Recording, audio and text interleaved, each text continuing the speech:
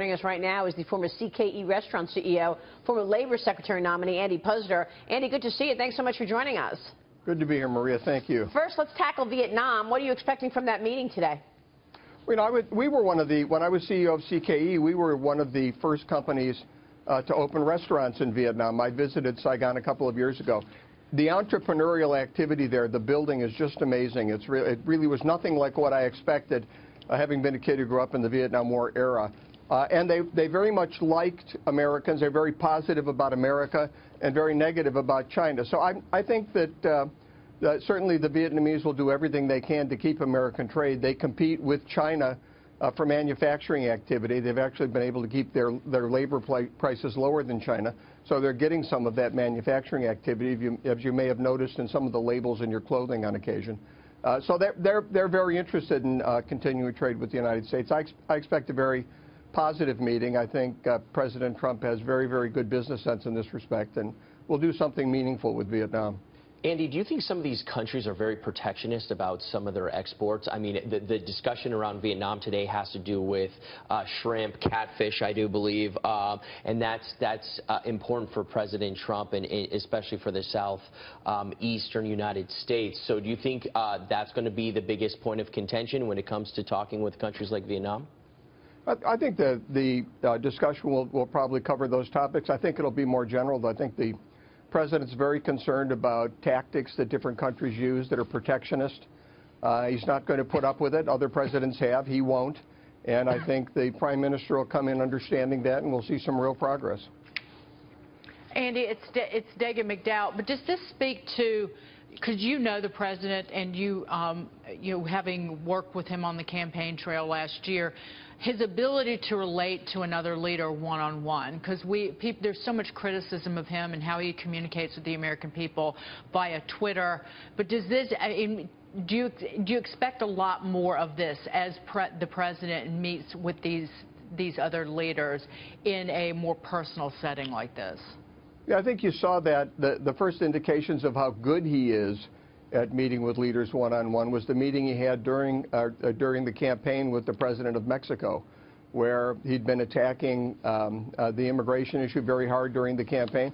But they got along very well, and it seemed like they were even had some positive discussions about reforming NAFTA. So I think it's a big asset of his that in these one-on-one meetings he's so impressive. I think he'll do it. I'm very optimistic about this president's agenda, as you know, and I think this meeting will go great. You'll see tomorrow it'll be very positive news about Vietnam, except on some of the networks that wouldn't say anything positive about the president no matter what he did. Well, you say you're positive on the agenda. You think that he's going to execute his agenda then? Because, you know, when you look at the resistance out there, whether it's the media or the left, they are trying very hard to obstruct the agenda and make him a president that doesn't get a lot done. Well, the media and the left worry me less than whether Republicans can get their act together. Look, we've already done regulatory reform, and you're seeing huge impacts from that in the economy. Right. More people are working, fewer people are filing unemployment claims, median household income is way up. We need tax reform, and we need Obamacare reform. It needs to be repealed and replaced. And that's in the hands of Congress. They've finally got a president who's promised to do exactly what the Republican agenda has been for, years, if not decades. We need to get rid of Obamacare. We need to reform the tax code. We need Republicans to come together on this. They need not to succumb to that media pressure, the pressure from the left.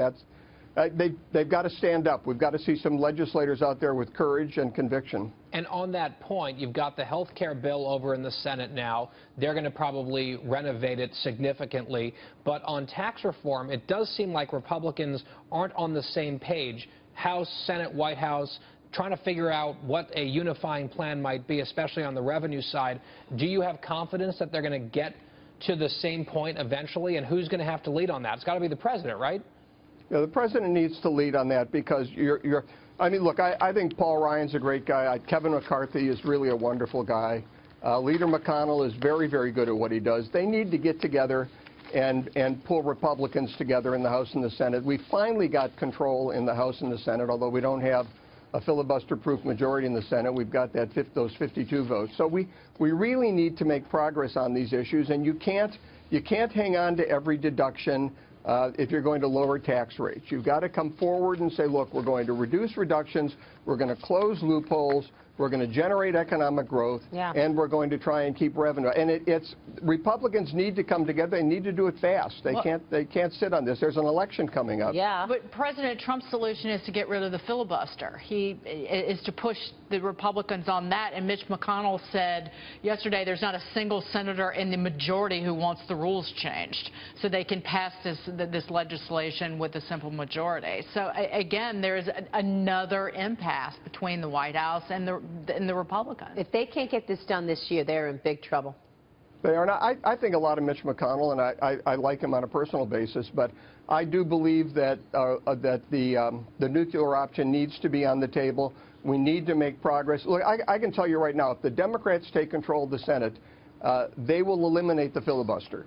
So it's not like we're preserving something that's going to be around a long time. They already cut it back when Harry Reid was in there with respect to presidential appointments. I don't think they'll have any qualms about advancing their agenda by eliminating the filibuster. I think our not doing so is a mistake. I do trust Leader McConnell, but we need to make progress on this. By the way, the $4 trillion budget, the spending plan, has been criticized because it's relying on 3% growth numbers. Do you think that we will see 3% growth numbers sooner than later? Well, of course we will. Look, the average since the end of World War II is 3.3. We had President Obama and Larry Summers, who you interviewed the other day, and Furman. All of these people in the Obama administration were projecting that coming out of the recession, they'd have 4.5% growth. I think it's ridiculous for them to be out there now saying we only can get 2% growth. We only got 2% growth because of the anti-growth policies of the Obama administration, which were aimed at big government and income redistribution. Now we've got pro-growth policies, and they're saying you can't get above 2%. It's ridiculous. 3% is what the administration's saying, but I have to tell you, I think this administration, these are business people. They want to under-promise and over-deliver. I think we'll do better than 3% if we can get tax reform, if we can get Obamacare reform. And the regulatory reform, as I said, is already having a tremendous underreported impact on economic growth. All right, we'll leave it there. Andy, good stuff. Thanks so much for joining us this morning. Thanks, Maria. Andy Puzder joining us there.